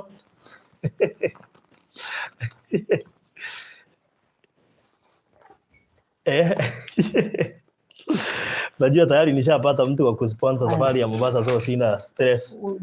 Yule ukienda nitafurahi sana ukuje nikuhost. Na najua anatuona. Aya, sasa umesema nani? Anaitwa anaitwa nani? Lady Maria. Lady Maria. Duvet for Farodhi. Penina Benjamin Sindano. Okay, Lady Maria. Kumbe hata kuandika, unajua kuna pastor nimeona akihubiri online. Alisema mimi sijui pastor, na nitafutie huyo pastor tafadhali. Amesema ile kitu inaweza mkasirisha. Na ile kitu unaweza mkasirisha nayo na umuudhi kabisa, ni kumwambia andike jina yake. Okay. Maana hakusoma. So unaweza muudhi sana. Wewe mimi I'm bombed. Hiyo ndio Biblia inaandika. Inasoma. Challenge ya Farodhi Duvet. Haya, kuna challenge. Wapi simu? Wapi simu nyingine? Simu nyingine iko ile inatumwa, hii ndio 0706. Yes, good. Leta hata hiyo nyingine ndio nitumie kuangalia kwa internet. Simu yangu moja sijui kwenye ilienda. Ni Moras, sababu nimeona ako hapo ndiye anakuaga secretary. Ni Moras. Ni Moras, watu wakituma mtu anaandika hapo ametuma gapi, ni Moras anafanya calculation. Very good. Penina Benjamin Sindano amesema hiyo ni sawa. Umeandika Sindano. Wacha tukae na hii ndio, hii niangalie YouTube. Na hiyo nyingine ni na kuna hiyo human hair. Ya 6200 na niko na wiki 3. Uko na wiki 3 tayari? Wiki 3 moja ni 40k. Wiki 3 moja ni 40k. Hizo wiki zinakuwaga expensive. Unajua kuna mtu nilikuwa nimenunulia, sitaki kumtaja hapa, najua venye nilisikia. Nilikuwa naona kama ni tafadhali ningekuwa na chaga ya mjago. Si umo hivyo. Unajua nikiamnulia wiki na nijue pesa imeenda kwa mjengo. Anyway, so so kuna challenge ya duvet yangu. Duvet ni pesa ngapi? 15k. Nimesikia challenge ikuje basi. Nasikia challenge ikuje. So si ikuje basi. Hiyo challenge nataka kuangalia hii simu, so acha niweke hii YouTube ndio tuweze kuangalia hapa. Yes. So hiyo challenge iko wapi? Ati Farodhi, I hope hakutoroka after that. Hizi toroka nywele, uweke nywele ya 40k kwa kichwa ya mtu alafu atoroke. Hata wewe unaweza enda wapi jamani? Unajua mimi naweza kuaibisha nikuje nitoe nywele niende. Afadhali nirudisha kwa duka, utoroke na nywele ya 40k. Acha bwana.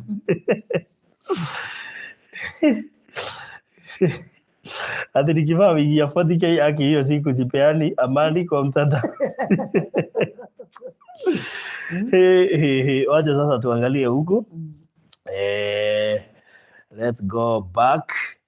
Acha niangalie hapa. So nataka, unajua, hebu patiana namba mam ndio turudi huku ndio tuone. 0706 879. Good, wacha sasa nikae na hii 392. Wacha nikae na hii. Tumerudi. Poleni sana. Kulikuwa na kashida hapo. Najua huyo mtu labda ndiye amekanyanga waya, akisikia ati anaweza enda ni muoe wig. So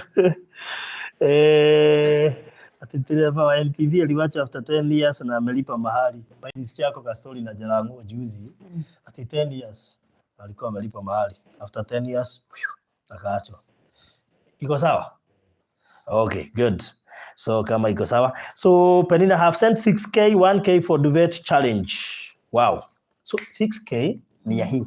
Ni gani? Ni gani yatoka 5k? O duvet, Penina ni hii. Penina ni wa Mario. Marination. Ayu ametuma. Kwa hivyo 1k ni hapo. 1k ni ya duvet challenge na kamaliza hiyo ya marination. Kwa hivyo iko hivyo. 1000 sasa. So thank you so much Penina. Labda ametuma kwa simu zangu. Most likely angalia juu sioni hapa. Huyo ni wale watu ale matuma mwana olia. Penina nashuku ametuma huko. Farodhi andika 2k for Gladys Taylor. Hiyo ni challenge. Sasa tuko kwa challenge ya duvet. Jennifer Ruku wigi 3 ndio 40k sio moja. Hapana, si ni wigi moja. Moja ni 40. Wigi moja ni 40k. No, not weave. Wig. Wig Tunasema wig. Weave ni 6200. Oh, weave ni 6200. Yeah. Wig ni 40k. Good, tushikane hapo. Tuko kwa challenge ya duvet, si ndio? Na Penina Mpora Benjamin ametuma 1k challenge ya duvet na akatuma hiyo ya marination, akaninunulia hiyo ya marination ya 5k. Very good. Thank you so much. Duvet challenge we are at 3. Umeandika huyo nani? 2k for Gladys Taylor. Ndio hiyo. 2k for Gladys, andika hapa. Nafikiri atatuma. 2k for Gladys Taylor.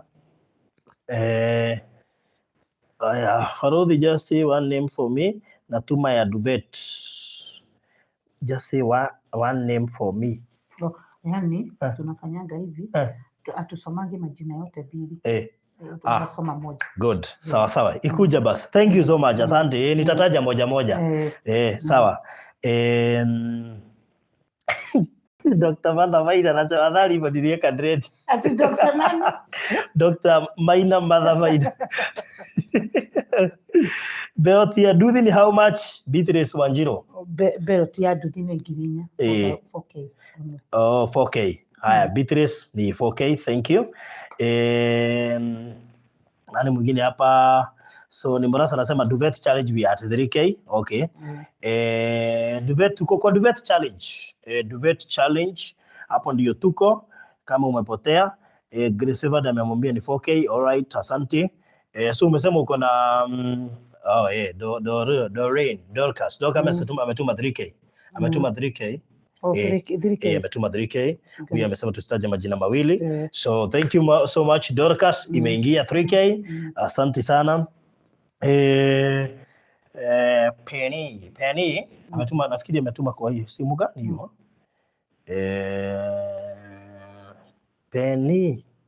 Penny mbona yako haijafika? Pekine ni hii. Acha tuone kama ni hii. Let's check. Kako wapi? Ndio haka. Hapana. Penny yako haijafika, najua itafika. Haya, sawa, I know lazima itafika. So the reason as to why we are selling at this 40k hiyo week, tuna support mjengo. Na tumesema by the way, hii pesa yote unasikia hata duvet, hiyo pesa yote inaenda kwa mjengo. So hata ukisikia utainunua 100k, hata kama ni 50k, wewe inunue tu, hiyo pesa yote inaenda kwa mjengo. Sawa sawa. So namba ya mama ni 0706 879 392. Haya, acha niweke hapa 0706 879 392. 392 0706 879 392. Itatoa Virginia Wangari. Farodhi waambie about world limit. World limit yangu haiendi through. Haya. Unaona? World limit yangu haiendi through. Sasa tunapanganaga nao kama ni world limit.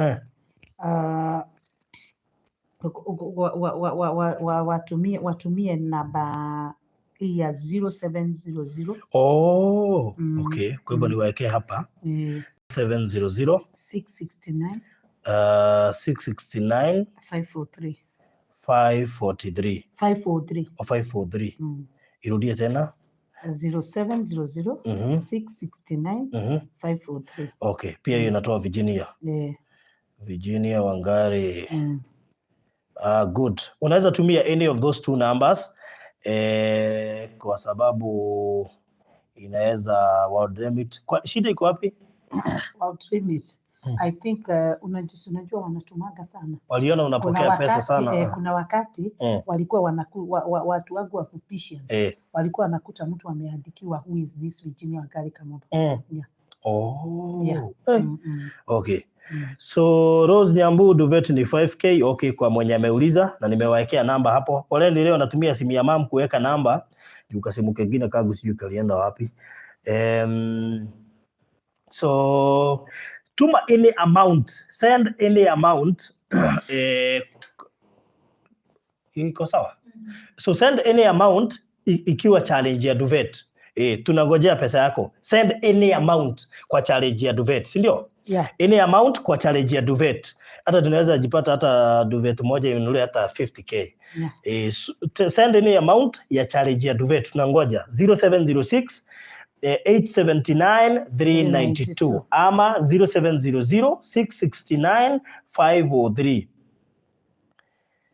Yes. So ni Mwanaza ametuambia we are at 6k. Hiyo ni challenge ya duvet. Yeah. So 0706 879 392 challenge ya duvet. Challenge ya duvet.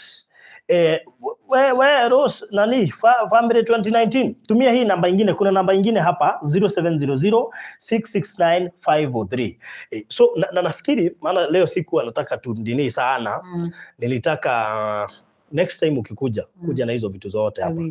Ukuje na hizo vitu zote ndio tuweze kuchangisha zikiwa hapa watu wakiziona. Ndio unaona mpaka majina zinasahaulika. So bora wajue kuna nini na nini na nini. Bora wajue kuna hiyo ya marination injection. Bora wajue wamesema inaitwa aje ile ya viatu. Shoehorn. Okay.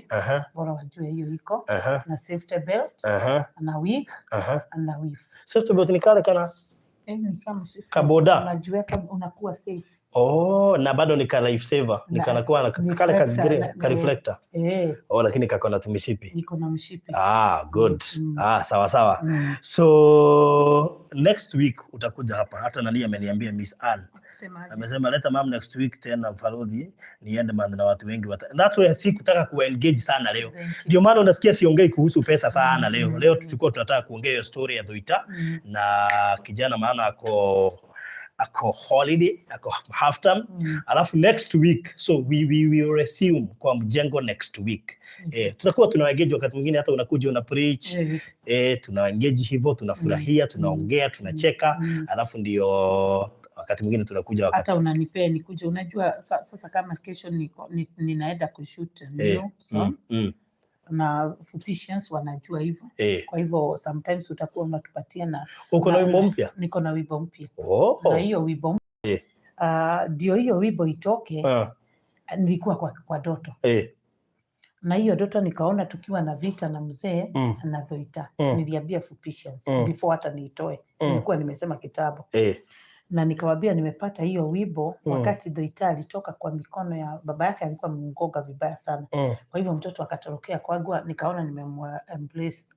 Na sasa nikaona sababu nataka sasa tudini na father, nikapeana mtoto kwa kina moyo wa edage na yeye nyumbani. Kwa hivyo wakati mtoto alienda nikakuta wamemwekea kitheri, tulikuwa tumepika, walikuwa kwa kitchen nyingine pale. Kwa hivyo mimi kutoka na pale kwa baba yake kurudi nyumbani, nilikuja nikakuta Thuita, nikamuuliza Kanono, tulikuwa tunamtaka Kanono. Kanono, kwani umeenda tu pale kuna moshi sana, lakini wacha kunywa hiyo moshi ufuguke akili. Kwa hivyo Thuita nikamwambia akuje mahali niko. Akikuja nikajikuta niko na drama. Na wakati nilikuwa nimeshika drama, nilikuwa naiba wimbo mpya. Ilikuwa inasema leke iga yetu gai, leke iga yetu gai, leke iga yetu gai, leke iga yetu gai. Hiyo wimbo nilipewa nikiwa kwa doto. I think it last month. Ndio hiyo wimbo sasa nimeenda kwa studio, tumeitoa na physicians. Na sasa nikawaambia kesho ndio naenda sasa kuitoa video. By next week tutakuja kuiba hapa. Yes. That's so nice. So thank you so much.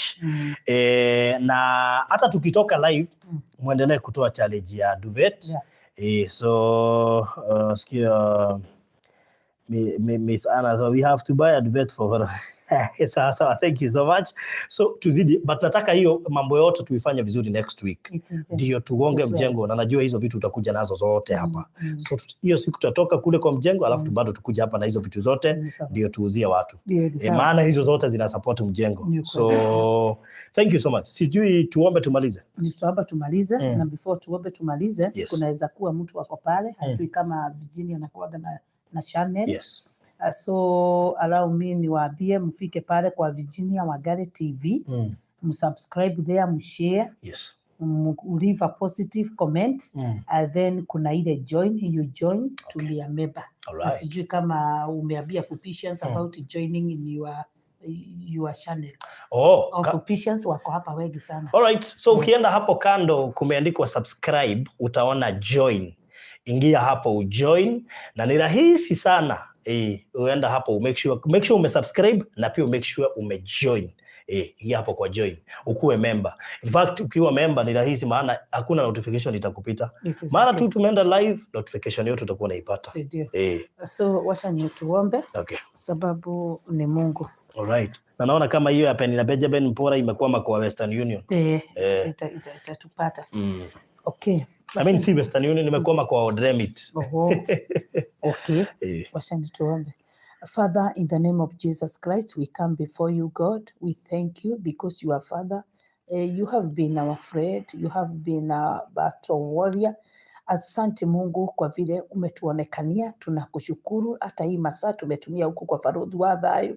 Tunasema ni asante sana. Thank you God because of this platform yenye umetupatia Baba, mahali tuko na watu tunaweza, wametupatia their shoulders, we can cry to God Almighty. Kuna wakati nilikuwa peke yangu, hata kama ningekuwa napitia challenge, sikuwa na mtu wa kulilia, sikuwa na mtu wa kuniuliza ndio niji express how I'm feeling God. So I'm so happy because of these people. Thank you my Father because of patia hiyo roho ya kutupenda na kutusupport, kutuombea na kuwa pamoja na sisi. Tunasema ni asante sana. Thank you God because they have been very good friends, God Almighty. Yes, tukija wanasponsor our kids, wanatupatia ya kukula ya kukunywa. Tunasema ni asante Mungu wa ajabu. Thank you because of even the way they support this channel ya Farodhi wa Thayo. Thank you. Vile wamemwamini Mungu wa ajabu. Asante, tunasema ni asante. Thank you because of Farodhi wa Thayo. Thank you my Father because he has been now become a part of this family. We thank you God Almighty. Mtangulia kwa kila jambo na mahali atatushikilia Mungu, kuwa unampatia wisdom God Almighty, ndiye akaweza kutatua hayo mambo. Hata hiyo mzigo nasikia niko nayo. My God and my Savior, I surrender it to Farodhi wa Thayo God Almighty.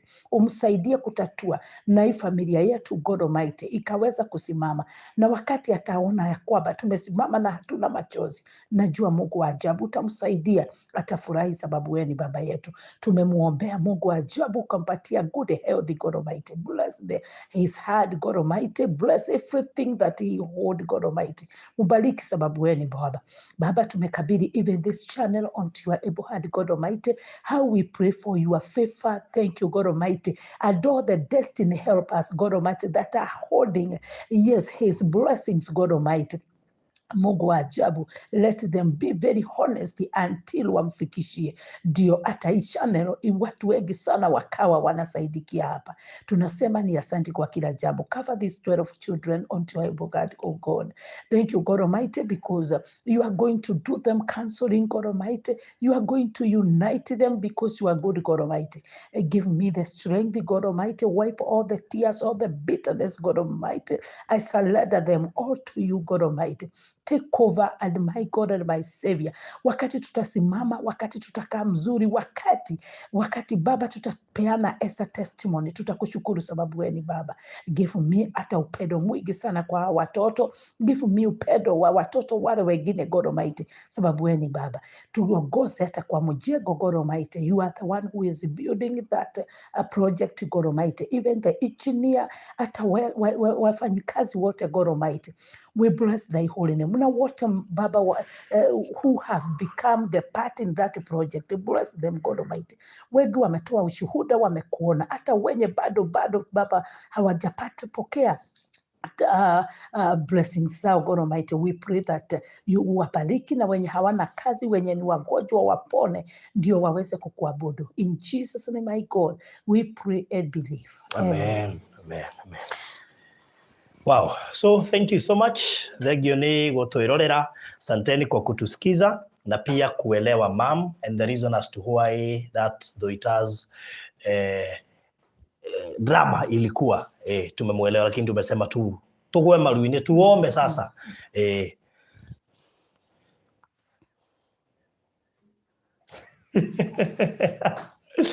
Anyways, so yule mtu aliniandikia pale kwa comment anataka kunipeleka kule Mombasa pia. Unajua si mimi sikuwa nimeona. Unajua hiyo message nimeiona juzi. Na nikaona kuna watu yani mlicomment na hata hamwezi niambia. Na alisema kwanza first class. SGR. A whole week at a sponsor. Farodhi, I'm happy for you. Farodhi tokea. Wacha nikwambie ukitaka kujua about vacation. Yes. Niulize. Where hiyo chance imetokea? Tokea pale na hiyo masaji ufanyiwe. Unajua tangu Mombasa watu wananiambiaga niko mweupe. Tulikula vizuri na tukalala vizuri. So you just go. So mwenye alisema hivyo akaandika kwa comment. Nimeweka namba yangu hapo. Kuja inbox. Ama uniwekee yako hapo. Nikupigia. Nikutafute. Okay, piga hii. 0798 008 008 0798 008 008. Kwa hivyo mkinikosa I will update them. Yes. Unajua Farodhi, wakati utakuwa unaenda, I think Virginia Wangari TV family tutakuwa it is rahisi tukue pale kwa kusidikisha. It is good. Maybe hata wakati wa kurudi tunaweza kuwa tu pale, you never know. Sikia Regina David Farodhi usomagi comments ala. Hiyo Imagine hiyo ilinipita hivyo. Unaona ni lakini usijali ni mashughuli ama si mkuu mnanisomea hizo. Unajua hizo comments wakati mwingine ni mingi. Lakini watakuwa nasoma sababu naonaga fupishes wakisema we mama soma hiyo ya Nimorasi isome mpaka inabidi urudi nyuma. Kwa hivyo Regina David nimeona uko na Kadora sign hapo kumaanisha wewe ni member. Regina David Nancy Nyaswenta nimeona uko na Kadora sign. God bless you. Sweetheart nimekuona pia uko na Kadora sign. Nani mwingine ako na dollar sign? Catherine Wangui uko na dollar sign. God bless you. God bless you. Penina Benjamin pia uko na ka sign. Yes. Na wale wote kama hauna hako Kadora sign na hapo kumeandikwa subscribe, join. Kuna join hapo kando. Make sure umejoin, umekuwa member wetu. Amen. Sawa sawa. Amen. Thank you and God bless you. We shall be here from next week. Na next week tutakuja mara mbili. Moja kwa site, ingine hapa. Ya hapa ndio tutakuwa na hizo vitu zote. Hiyo mjengo tutaivamia, hiyo itaisha. Tunaivamia sasa. Na zile vitu zote mumepromise, tushatafuta mahali pa kuziweka. So zikana. Sawa sawa? Kama kuna kitu yako ilikuwa imefungwa, sasa itafunguka ndio utoe. Itafunguka. Amen. So na kama ulikuwa unaomba kazi ama ulikuwa umeandika CV na ukapeana mahali, sasa hiyo job utaitiwa na utaona hiyo first fruit itaanguka hapa mara moja. Ndio tujengee hawa watoto waishi vizuri, machozi yaisha, tuanze machozi ya furaha and we celebrate. Na ile siku ya kufungua hiyo mjengo watu watafurahia sana. Najua hiyo sijui hiyo siku utakuwa wapi. Hiyo siku hata unafaa ukombolewe chopa ukuje nayo. Mpiche ndio wanajua vile wasanifanya. Unafaa chopa ni pesa ngapi? Kuchukua tu helicopter ikuje ianguka tu hapo. Utoke tu. Kuna watu watalala mchana kwa sababu hataki kuona. Kwa hivyo tutaanza kuuliza chopa ni pesa ngapi? Maana tunataka utoke juu. Tunataka siku utoke juu. Alafu ukuwe umevaa nguo. Na ukuwe na wale jamaa wa security kwa macho nne. Kwa sababu hiyo siku najua pia utakuwa na shoot wimbo mpya hiyo siku. Kwa hivyo hiyo utakuwa ukitoka kwa ndege itachukuliwa na drone. Drone, alafu kamera nyingine iko chini inaona ukishuka kwa ndege na bodyguard wamekufuata. Ukiingia kwa nyumba yako for the first time. Yes. So tuanze. By the way hiyo chopa kukuleta sidhani inaweza pitisha si pesa mingi. Pesa tunaenda hapa Wilson. That's a special day. Hey, that's a special day. That's a special day. So si mwanza kuuliza hiyo ndege ni pesa ngapi? Unaimagine hilo yote inaweza kuja. Watu hii ndege ni kuanguka inaanguka ama inajua kwenye inaenda.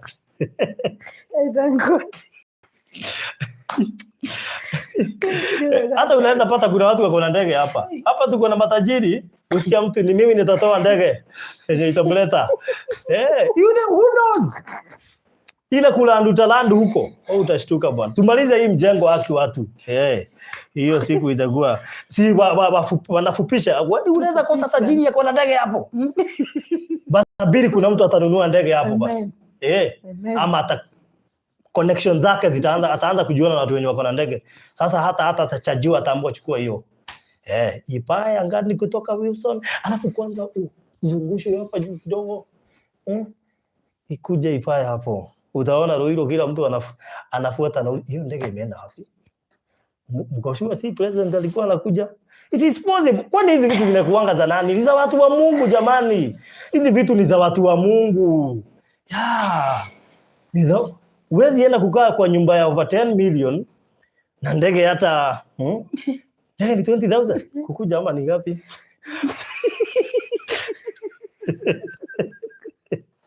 Hapa tuombe ili ya Dr. Duo Madhenge yule wa Konyeli. Unamjua? Unamjua huyo? Ama ya Ifrem Maina mwenye samana anatokaga juu. So it is possible. It is possible. Yes, so Matunda anasema ni 60k. Wani tunaweza kosa 60k? I mean, yeah.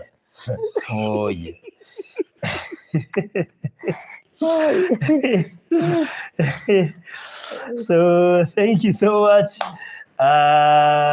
Anyway, everything is possible. Labda hata Ruto ana watch hata upate hata yeye amekuja na yake. Sasa zikuwe ndege mbili. Alafu hiyo ndege tutakomboa tuambie mkaakae. Msikuwe na haraka. Msikuwe na speed, wacha ikakae hapo watu waone watoto wa maskini wanaweza kuwa tajiri. Yes, so watu waongee na hata na hustler pia. Tuminvite. It's possible. It is possible. Hizi vitu zina kwani huko wanaendaga si wanaendanga? That would be a big event. Every person will be watching. The whole world will be watching. Watu wanatutumianga pesa hatuwajui. They can do anything. God can use them. So anyway, watu wamfurahia venye umecheka.